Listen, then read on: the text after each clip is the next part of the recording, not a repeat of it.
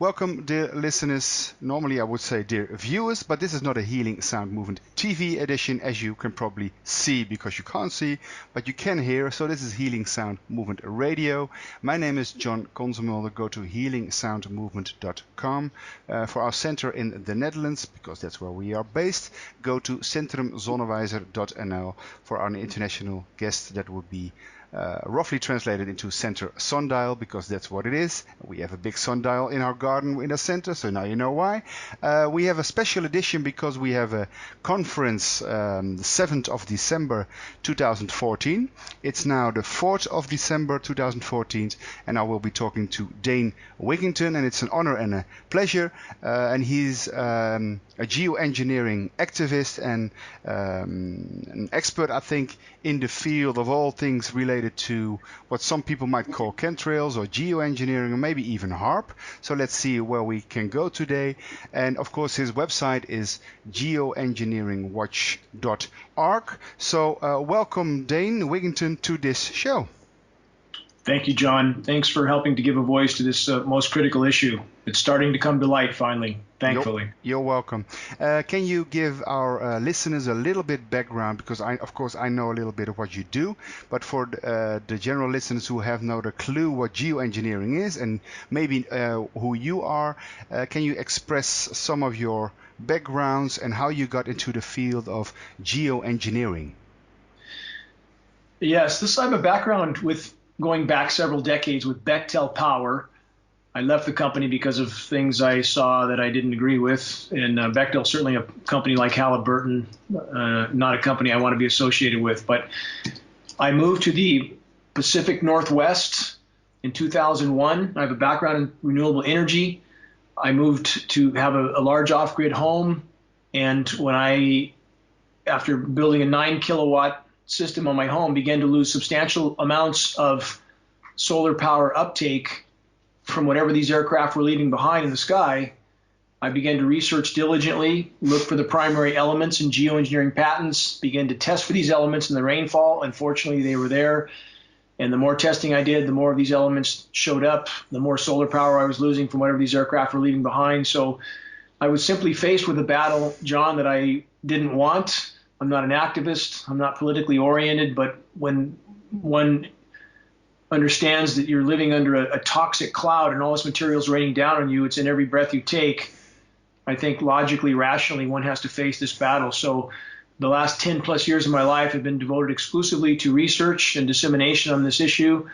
And we are I think the largest website that's exclusively devoted to this issue, geoengineeringwatch.org. So quite simply, unless or until this stops, I will be devoted to this battle. And the ramifications for the planet, if these programs continue, are beyond grave. I agree. Now, as a neuropsychologist, besides being a radio and TV producer, I've witnessed an interesting phenomenon, and not just the chemtrails or the geoengineering, but let's call it cognitive dissonance coupled to the biology of denial and not the biology of belief. And I've seen and spoken to many people. Some of those people are saying, well, of course, I see it. I see those grids, and they do not dissipate, and they're longer contrails, or they spread out into clouds, and normally we had a blue sky, and it's all gone. And I speak to people who are saying, are you crazy? What do you mean with chemical trails or stuff being sprayed? I mean, that's something the government would never do, and it's normal contrails. Interesting is, and my question to you is, when was it clear for you? Was it just a sudden day and you looked up and you were like, that's strange, I've never seen that before? Or did you think that's a normal sky until someone else told you, well, remember the normal skies that look like this, for instance? How was that for you in your personal life? Again, it was the loss of solar power that really kept me looking up. And the more I did, the more I observed, even without knowing anything about these programs, John, simple deductive reasoning dictates that when you see a trail behind an aircraft that turns on and off, that can't be a condensation trail. And having witnessed that enough times and seeing how much solar power I lost, and then finding a mountain of data for solar radiation management, which described exactly what I was seeing in the sky. All these dots connected. And when I began to do the testing of precipitation, which was done in a state-certified lab, by the way, finding massive and ever-increasing amounts of toxic heavy metals in the rain, the same metals named on climate engineering patents, starting with aluminum oxide.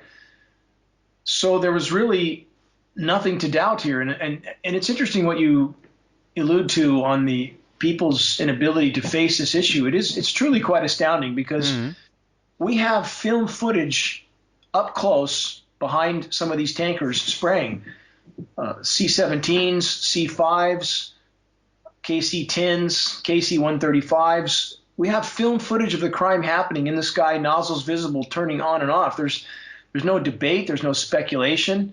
There's no ambiguity. This is going on, period. And now, after 10 years in this trench, 10 long years, and when I started this, I could only hear my own voice coming back at me. Nobody listened. But now, this is the front and center topic of conversation with governments around the globe, with the entire climate science community. In fact, I believe Newsweek has just put geoengineering on the cover, the current cover. I think that's out today. You can only hide this so long. And now they will try to, the power structure, I believe, will try to package this in some manner to make the public accept it. I would argue the public will never, ever accept this. Once they understand the ramifications, the connections to autism, Alzheimer's, ALS, ADD, contaminated crops, disrupted weather, shredded ozone layer, the list goes on and on and on. They will never accept this. So I would argue if we can simply expose this issue to the critical mass of the population, we will have a paradigm shift. There'll be a shockwave around the globe when the entire population of the planet realizes they've been a subject of a grand and lethal experiment with irreparable damage to themselves, their children, and the planet. Now, I can easily ask you this question: what are they spraying? And by the way, why? Because I can imagine, I'm not sure if this is the case, but I can imagine there might be different agendas or different reasons to spray, and therefore maybe different materials to be used to actually achieve that goal. I know to ask those questions is simple, but to answer them would take a few hours and a couple of wine probably. And so let's do that next time. But can you explain to our listeners a little bit of what you found, what is actually in it, and is it specific all the time? Is it different?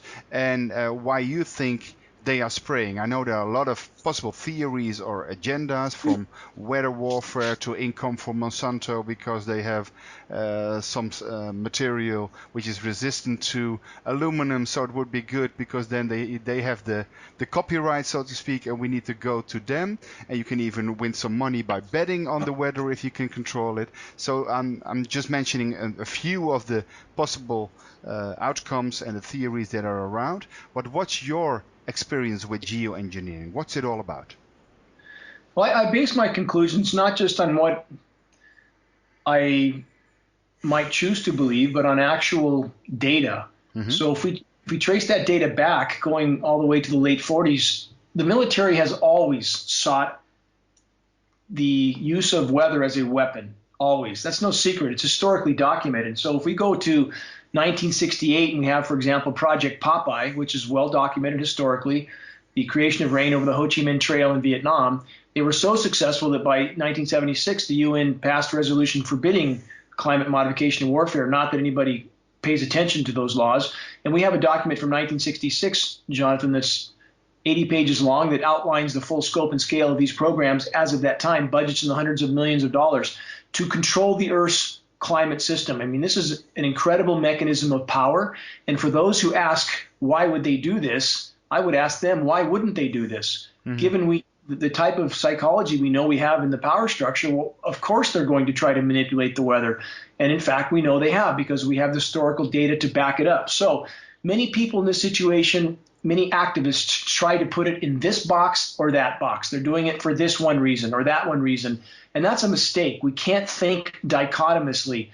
There are many, many agendas being carried out all at once.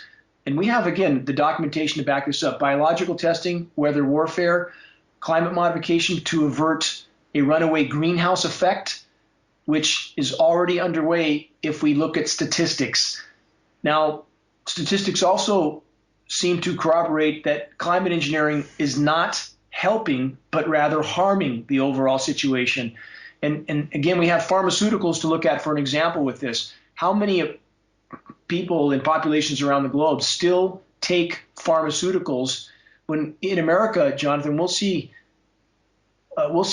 commercials that will talk about a new pharmaceutical and what symptom it may address. And then, by the way, there's 20 or 30 other negative side effects that seem much worse than the ailment to begin with. And this is the same mentality with climate engineering. So we have right now feedback mechanisms that are triggered. In fact, there was a press release today from the Arctic Methane Emergency Group. We have a global methane cataclysm unfolding right now. I don't think they can hide this for very long. Methane comes from a lot of sources. We have the fracking sources. We have seafloor releases. Methane hydrate's been happening for many, many decades. The Bermuda Triangle, the ship sinkings, that's all methane release. But what's happening in the Arctic right now has the potential to cause a Permian-style mass extinction 100 times over or more. So again, it's weather warfare. There appears to be biological testing. There's an attempt to control where the rain falls and where it doesn't. And this is stated very clearly in this document I mentioned in 1966, where the government felt it was their job to decide where it rained too much, where it didn't rain enough. So we have just an attempt to play God with the weather, if you will. And there's an attempt to hide, not mitigate, because I would argue those in power know that these programs cannot help the overall situation and can only harm it. But it has helped to hide the gravity of what we face from populations, especially the American population, John, who has been unusually cool due to massive climate engineering efforts in the eastern half of the U.S. So it's caused a lot of confusion, division. It's helped to hide the gravity of what's unfolding with the climate. And I would compare that to, John, and I'll stop after this, the Corexit, which is the chemical used in the Gulf of Mexico, the chemical that's banned around the globe, but yet that was used in the Gulf of Mexico not to help the situation, but to hide it. And by some environmental impact reports, Corexit is made that situation 52 times more toxic, but they used it anyway because it helped to sink that oil and hide the problem. Climate engineering is in the same category. Isn't it also a problem, or even worsening the problems that are already there, and the solutions might also be a problem? Well, let's go into that a little bit later. But I mean, the military works with plausible deniability and compartmentalization, and I think that nature offers plausible deniability by itself, because how do you easily prove that it was not a natural event but actually a modified natural event? Or by using HAARP, they use a loophole somewhere to reinforce something through resonance and amplification effects. So when can we actually tell, distinguish, discern when it's a natural event or where actually some manipulation and climate change and climate control is going on? That's an extremely good question. And I would frame it like this. We could take the 50-year chain smoker that dies of lung cancer, and you can't conclusively prove that smoking killed him. But in the case of climate engineering, what we can prove is that there's a mountain of toxic metals falling on us. In the case of the U.S. West Coast, we know these metals are not coming from China because we have studies from CARB, California Air Resources Board, proving that these metals are not coming from China. So they're of local origin overhead. So much metals have fallen on us here in Northern California. It's changed soil pHs radically, 10 to 12 times toward alkaline. It's killing aquatic insect life. Our streams and rivers are flowing with aluminum. Where's it coming from? We also have a radically damaged ozone layer. We're getting UV readings that are completely off the charts. UVB 1,000% more than we're being told or more. It's burning the bark off of trees. So again, there are certain aspects of this. The UV issue could be argued as to the exact source, but we know from peer-reviewed study on climate engineering, releasing particulates in the upper levels of the atmosphere shreds ozone. We know this. We know volcanic eruptions do the same thing. Anytime you have particulates in the atmosphere, it has this effect on UV. In the case of the metals, that can be much more readily traced back to these aircraft. What makes it hard to get out in the open, when we have agencies like the California Energy Commission, for example, and I spoke in front of the California Energy Commission in Sacramento in 2010. Okay. They authorized the purchase at that meeting of a $250,000 light spectrometer that would identify what's coming out of the back of these aircraft.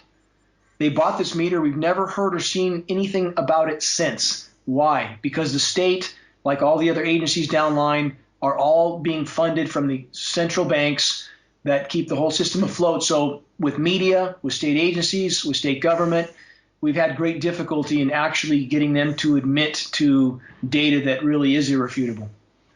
What about the theory that, I mean, there are many theories and there are many agendas probably going on simultaneously, like you just mentioned. But what about the theory that some people are saying, well, maybe we are being helped? I always distrusted the government and the agencies and the weather controllers for that. But he's saying, some guy I spoke to, he's saying, well, you know what? Maybe Earth is already dying and the problem is even worse than they are telling you. And I think he's right if we talk about the contrails only and also the ozone layer, then we are in a silent spring, but then 50 to 60 years later, so even the situation has grown worse. But he's saying, well, you know, maybe the planet is dying, but they are trying to do a last rescue to prolong life, but they can't tell you because then the panic would break out worldwide and then the planet would die because of all the other implications and ramifications of exposing this truth. So there can't be disclosure, but they are actually trying to help us. What's your opinion? That's a profoundly important question, and a lot of people try to end up in that place. And I would argue there is some truth in that. The overall effect of climate engineering in regard to the planet itself is horrific. We know this, and they are trying to keep business as usual and trying not to panic the public. That is absolutely true. I've had a conversation with an architect in these programs who I've promised to keep anonymous, but that was certainly his mindset. He felt that what he was doing was for the common good. If the people in these programs, John, didn't feel what they were doing was, or didn't at least convince themselves what they were doing was for the common good, I don't think many would do it. So the more we can disclose the fact that these programs are horrific overall, we can hopefully hurdle that. But they are simply masking a problem. This is like putting a toxic bandage with gangrene on it over a wound. It might hide the problem for a while. It might keep the population from panicking, but it's absolutely insane for the planet. We know it's disrupting the hydrological cycle. It's killing the boreal forests. We know this. The soils are toxic. The UV is burning the trees up. The rain is cut off. So we have, for example, the last several years, we have 100 million acres going up in Siberia in smoke. The planet would naturally try to compensate for the damage that industrialized civilization has done to a degree if it wasn't being hampered. So what happens when the planet warms? For every degree of Fahrenheit warming, there's 7% more moisture carried in the atmosphere. It starts to rain more. That starts to stimulate the forests. The forests start to grow. They start to uptake more carbon. None of that has been allowed to happen. Now we have a shredded ozone layer thanks to climate engineering, which is mathematically by far the greatest cause. It's not the CFCs as a major causal factors we've been told. So now we have a shredded ozone layer. Now we have plankton die-off that's from a lot of causes, but mathematically climate engineering appears to be the greatest. So the two issues I just named, the death of the boreal forests, which can be very much mathematically connected to climate engineering, the death of plankton, those are the two greatest sources of oxygen on planet Earth. Mm-hmm. Now, how can that possibly help? And again, if we look at the overall ramifications, these people are not worried about the common good. They're worried about their own situation, whether it's to hide the situation as long as they can while they're digging in, and they are digging in, by the way. We know that the DUMBs, the deep underground military bases in the U.S., are extremely extensive. We have film footage and photos of the entrances, the tunnel boring machines. They're digging in. So I would argue there's nothing benevolent in these programs. They are simply an attempt to the power structure to try to keep business as usual, keep the public completely oblivious to what's unfolding around them, while at the same time, just like the Corexit chemical in the Gulf of Mexico, making the overall situation far worse by what they're doing. And the Corexit example is a perfect example of what we're talking about here. Would you say that, because you mentioned they are digging in, let's say that they are the military, the oligarchs and the elites, some might say Illuminati, and I don't want to go there, but at least the powers that be are digging in and going underground, literally.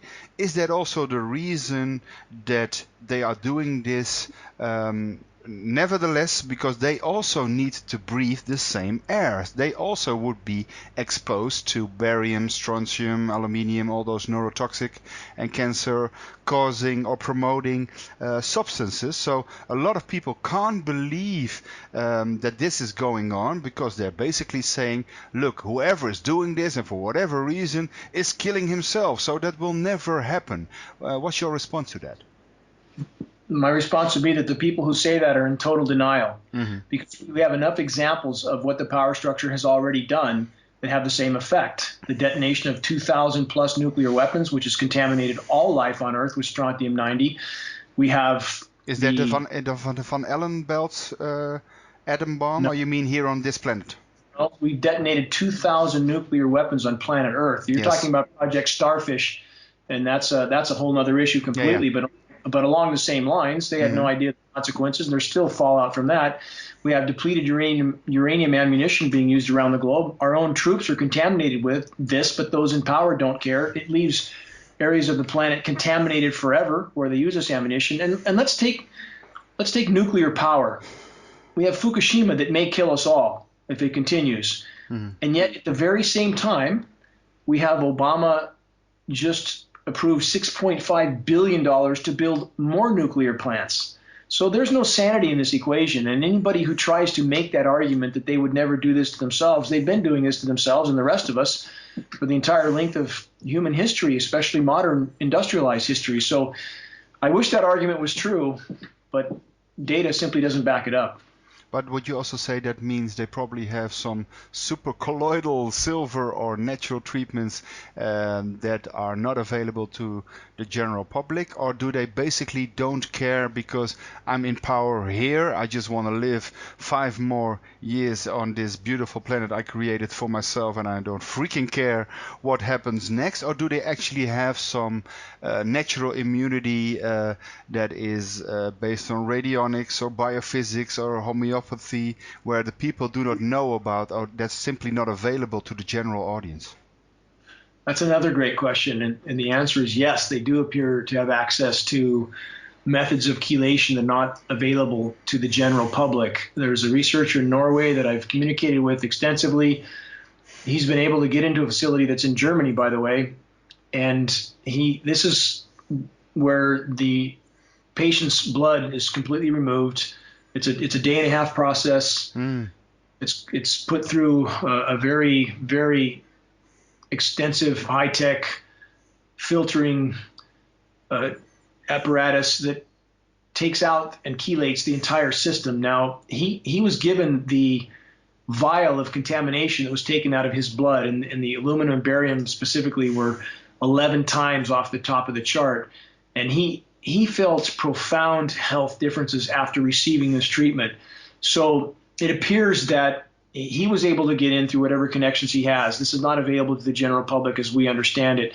So yes, they do appear to have methods at their disposal that would, if done perhaps once a year, could exempt them from the bioavailable buildup of these materials, bioaccumulation. Yes. Now, as a neuropsychologist and author, I wrote a book about aspartame, a whole different topic, but here we go. Not a different topic, because I used it to actually prove the revolving doors policy between regulating agencies and the industry, who are lying in bed with each other, so to speak, the conflicts of interest, the research fraud, the corruption, the briberies. So I showed the true face of the food industries and the pharmaceutical industries, and I used aspartame, neurotoxic, cancer promoting, and produced by genetic manipulated waste process of the E. coli bacteria. So as a perfect example of how health should not proceed. Now, but many people are saying, and that's why I gave this introduction, John, that's all fine. I can stop using sweeteners in my coffee, or even stop using coffee after all. I can stop smoking. I can make sure I don't get those E numbers in food, and I use biological, organic, and locally produced stuff, and that's all fine. Of course, I will not vaccinate because they're not scientific, not safe, not effective, and they're potentially very harmful. But how to stop breathing in all those dangerous chemicals? Well, there's no way to stop. Again, that's why the last 10 years of my life have focused on this. No matter what other challenges we face, and the list of challenges are endless and very immediate, by the way. This is what so many people don't yet understand. Mm-hmm. We're not talking about issues that will affect us in decades or even years. It's here and it's now. And so no matter what other challenges we face, if we can't breathe without sucking this stuff in, if it's affecting our neurological system, our immune system, it's affecting our cognitive ability, how are we to face any other issues if we can't stop the exposure to this? How are we to think our way through any challenge if we can't think clearly? And I would argue we won't be able to. This is absolutely an all-out assault against all life on Earth. It's killing everything from the clouds to the ground, soil microbes, aquatic insect life, terrestrial insects, all the way up the food chain to us. And the collapse is quite horrific and immediate. The forest I live in, John, was thriving 10 years ago. It's virtually silent now. Mm-hmm. I mean, there is almost no life in it. Trees are dying everywhere. There's no berries on the bushes. The plants don't know whether to leaf out or die. The aquatic insect life decline here is measured by Forest Service biologists in the last 10 years, 90% decline. How long can that continue? Same with terrestrial insects. We do not see insects around our lights at night here in the summer. They're non-existent. So we are very far into the curve. And again, if we look from a mathematical standpoint, I would argue that there's no greater or no more immediate assault on all life on Earth than climate engineering. And I'm not saying that's the only one. I mean, we've done unbelievable amounts of damage to our planet from too many directions to even try to comprehend. The nuclear issue is huge. We have, like, the fish die-off, for example, in the ocean. We're seeing it in aquatic environments around the globe. And, for example, here in the Pacific, people relate that to Fukushima, that these big fish die-offs. But radiation exposure can't kill huge schools of fish immediately, as we've seen. That's not how the radiation would normally affect them. What we see are massive fish die-offs from what appear to be a deoxygenation of the water, which we would expect to see with CH4, which is methane release, methane hydrate, and with that can be hydrogen sulfide as well. So it creates hypoxic, low oxygen zones, or anoxic, no oxygen, fish die. So we have climate. Let's trace this back to climate engineering again. We have climate engineering we know is changing upper level wind currents. We know that changes ocean currents. Now we have warm water pumping straight into the Arctic, straight up the eastern seaboard of the U.S. into the Arctic. That's thawing methane on the sea floor. And back to that methane issue, which again can cause the circumstances I just outlined. Recent observations from the Arctic have seen plumes of methane 150 kilometers wide. We're talking about a feedback loop that can turn our planet into Venus, and it's headed that way in a hurry. So those who don't accept this, or they think that any notion that we could have damaged our climate permanently means you must love Al Gore, people need to separate this sort of irrational thinking. I'm not a Gore fan. I'm not a carbon credit fan. But the fact is, real damage has been done, and there'll be no hiding from it for much longer. It's interesting that you mentioned Al Gore, because my next question was going to be, and therefore it will be, I've seen the work of Al Gore, and of course some people are calling it an inconvenient lie. What I think is interesting is that normal weather, so to speak, of course is influenced by, and maybe created by, produced by, the conditions of what we call space weather. And when you look at the carbon dioxide problem, what we in the Netherlands call CO2, say, for the Dutch listeners, of course, is an inconvenient lie. If you would look at this as an extraterrestrial, you would say, "Oh, also charge me on my planet because I have the same problem here." So it looks to me that it's like as above, so below, so within, so without. It's going on everywhere. But then again, on other planets, they're probably not spraying the stuff we are spraying. So my question is, a lot of people are saying that the global warming, it's a scheme or it's not a scheme. But regardless how you look at this, would you say that trying to change and modify the atmosphere through HAARP, scalar electromagnetics, or just the chemicals in chemtrails, and maybe they are related or working together synergistically, that would be another question. But would you say that it could be maybe a short-term solution, but also a guaranteed warranty, so to speak, that the problem will be bigger in the end? Well, certainly it is making an already bad situation exponentially worse. In regard to what's happening in the rest of the solar system, the only place we can get that kind of information is from government agencies. So we can't know what sort of validity there is or not to that type of information. What we can say for sure is the Earth has an energy balance. That balance has been horrifically disrupted. And this should be easy enough for people to conclude if they simply got over their bias. When you burn 4 billion gallons of hydrocarbon a day, that has to cause some reaction when that gas doesn't go anywhere. It's not floating out into space somewhere. It's trapped here on Earth. So right now, mathematically speaking, and I don't want anybody to believe me. I ask them to look this up. Please look up everything I'm saying. Right now, the energy balance is tilting at this rate, at the rate of 4 Hiroshima bombs per second, about 400,000 per day. That's how fast the energy balance is tilting off the equilibrium that it once had. So when we add climate engineering, the planet can't respond. It can't try to compensate for the damage being done.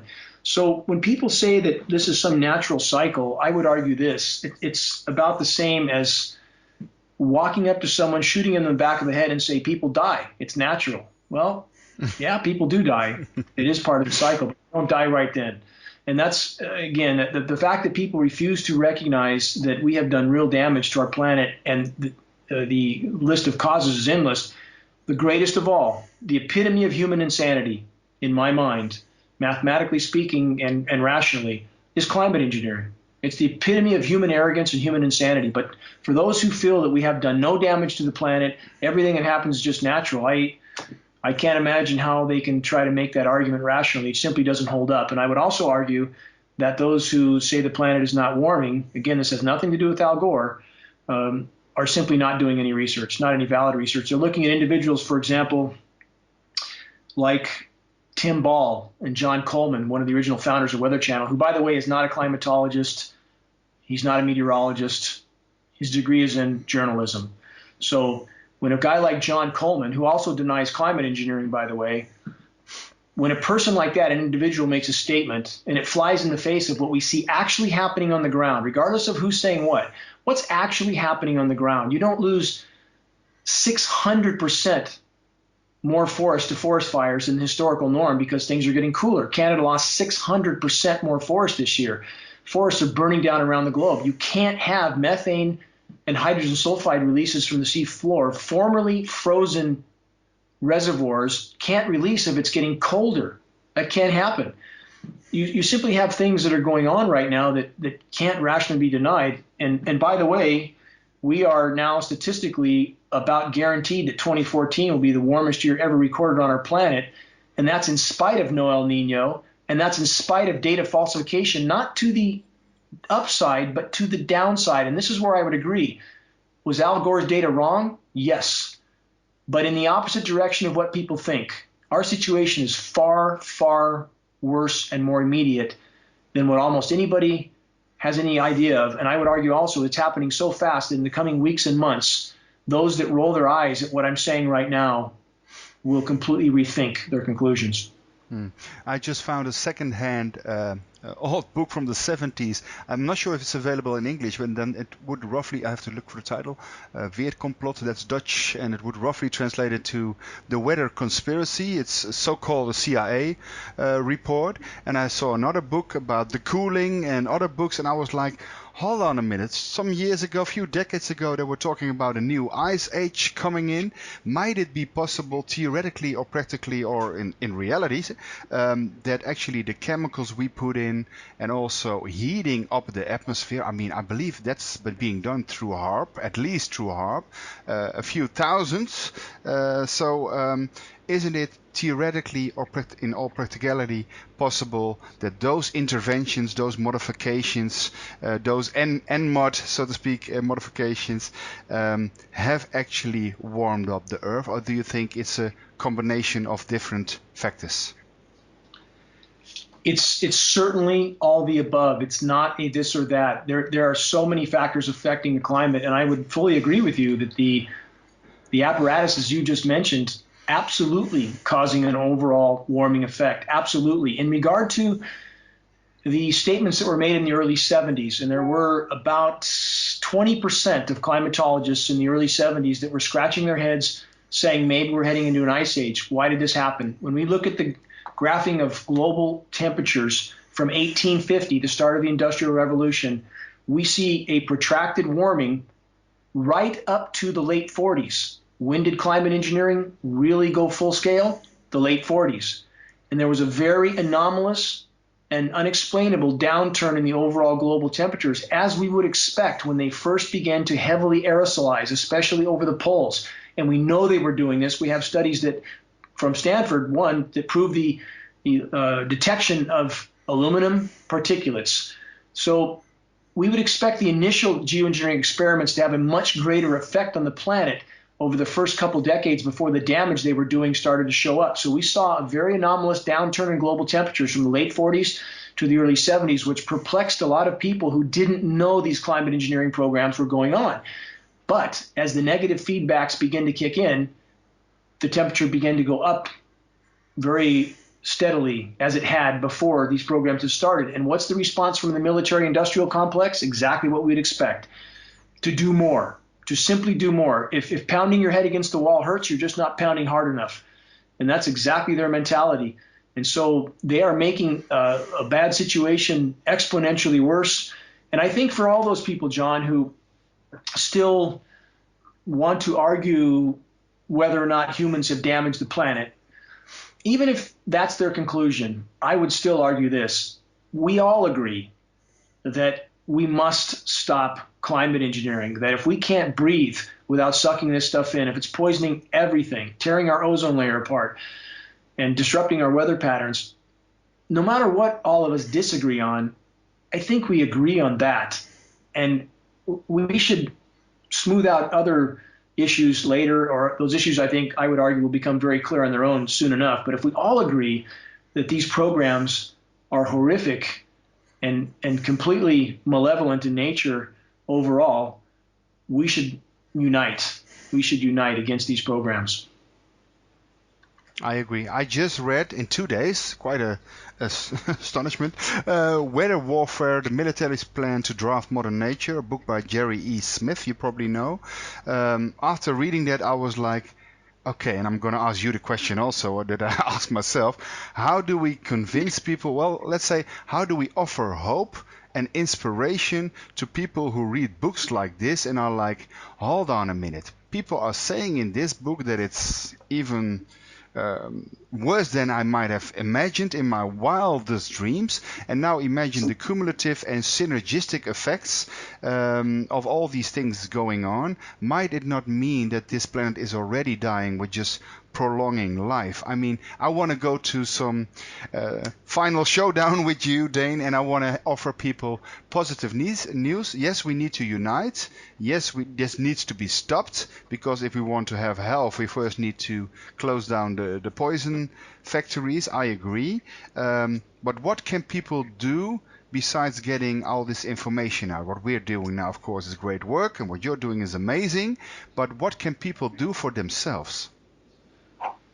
Well, first, if I could back up one moment, the situation does look very, very bleak at face value. And I hope this doesn't shut people down, because I would also point out this. I don't feel very comfortable in cities, but whenever I'm there, I always spot where life hangs on. In the tiniest crack in the concrete, you see life sprouting out.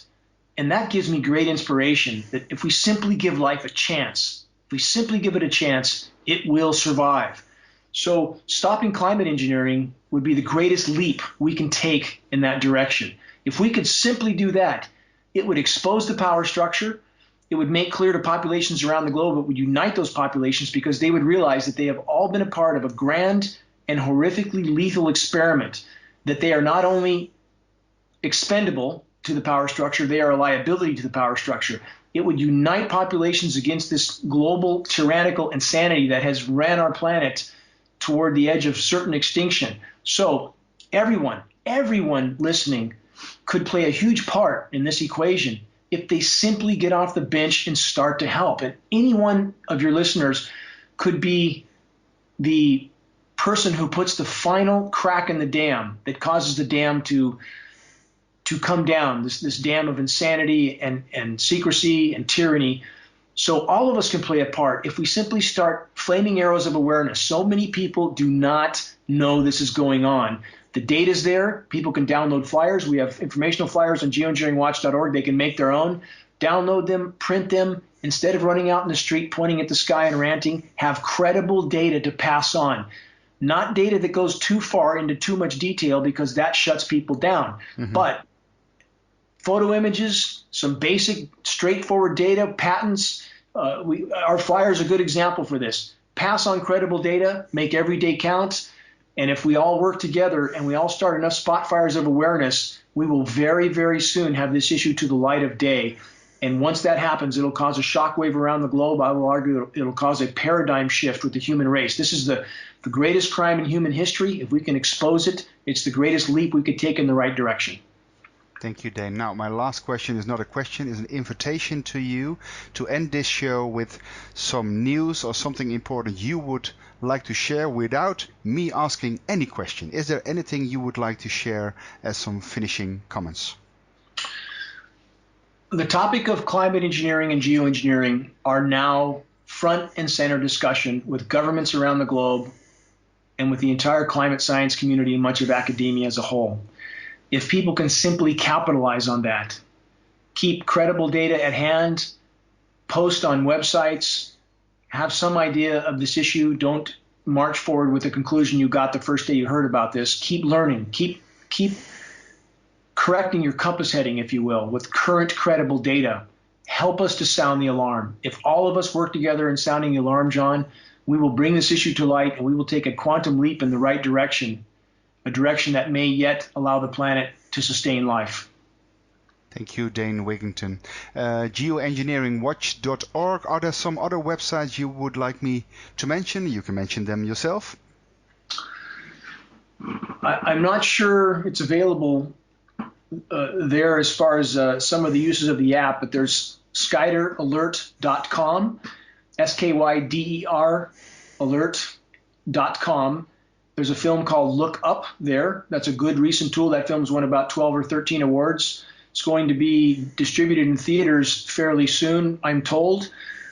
And that's a good tool for people to use as well. And for people in the U.S., that's also a downloadable app that you can photograph what's happening in your skies, and it will send it to legislators in your area. So that's another website I would certainly recommend. Okay, thank you so much, Dane Wigington, for this talk, and we'll probably talk some more in the future. For our listeners, also go to healingsoundmovement.com, worldpeacechild.com, and for the Dutch listeners, centrumzonnewijzer.nl. And Dane, I can tell you this was I think a great talk, and I think you're doing amazing work over there. So we didn't make it for this conference because of the internet connection that wasn't physically there, but we're working on that. But I think it would be even better to just book you and get you over with a plane, and hopefully you will have no foggy clouds or dissipation or whatever, and get you over here to Amsterdam. So if you would like to do another event, I would like to welcome you to come to the Netherlands and to do a complete symposium, or how do you call it, a seminar conference about this topic. I don't take that for granted, John. Thank you very much. And again, my gratitude to you for giving this issue a wider voice. It's all of us working together that matters. You're welcome. Give my regards to your wife. I heard her sometimes giggle in the background, so I'm quite sure she was listening in a nice way. I want to thank you for your time. Hold the line, so to speak, so we can talk a little bit more backstage. But for now, this was our Healing Sound Movement radio show with Dane Wigington. Go to geoengineeringwatch.org and speak to you next time. Bye-bye. I'm still there, but this was a good edit point. Did you like it? Yes. You obviously you have skill at this particular task, and I hope you continue at it, because we need that. We have a lot of radio announcers that are not able to articulate questions that need to be answered, and that's so important to make a show that is really impactful. So Again, my gratitude toward you. You're very, very skilled at what you do. Thank you so much. Well, I've learned that actually I began as a neuropsychologist and a music producer. Then I became an author and a lecturer, and then I got into the field of doing events and doing radio and TV. And I found I was a bit of a natural, so to speak, but I didn't know that it was so important to ask the right question, because I always saw on TV that if they asked, they just read a book a little bit or some background. And I found out that you need to know your stuff, the theme you're talking about, the people and I even didn't prepare this, but of course I've been preparing this for the conference, so I could start easily with you. But if you ask the right important questions, then at least you give some back up, so to speak, to the answer. That's even more important, because the questions are only important as far as they lead to very interesting and promising answers for a better and more sustainable world, because that's why I'm doing this. Me too, my friend. I can't look my children in the eyes and not give everything I have to this. Okay.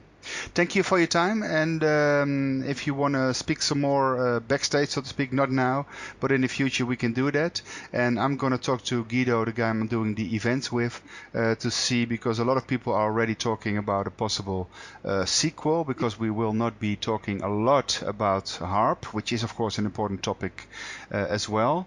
And I spoke to Nick Baggage and also did a TV interview with him when he was in the Netherlands, and he already agreed to do an event with me in the future. So maybe we can combine things. I'm not sure if you would like to be affiliated with a team like HARP, or even prefer that or not. If that's fine, then we could easily combine that in one event, for instance.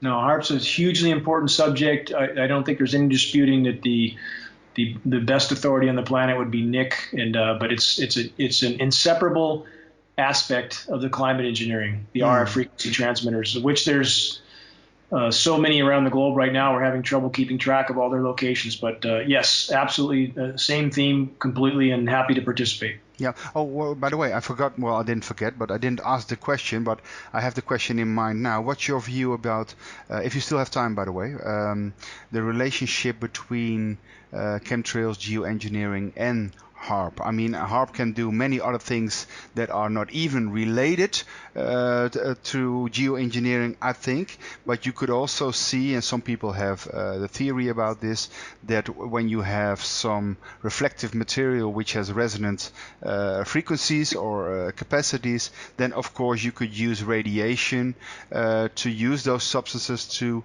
heat up the ionosphere, or even bounce back stuff to disrupt things. So do you think HARP and chemtrails, geoengineering, go hand in hand, so to speak, or what's your opinion? I think you cannot separate these two issues. They are absolutely connected.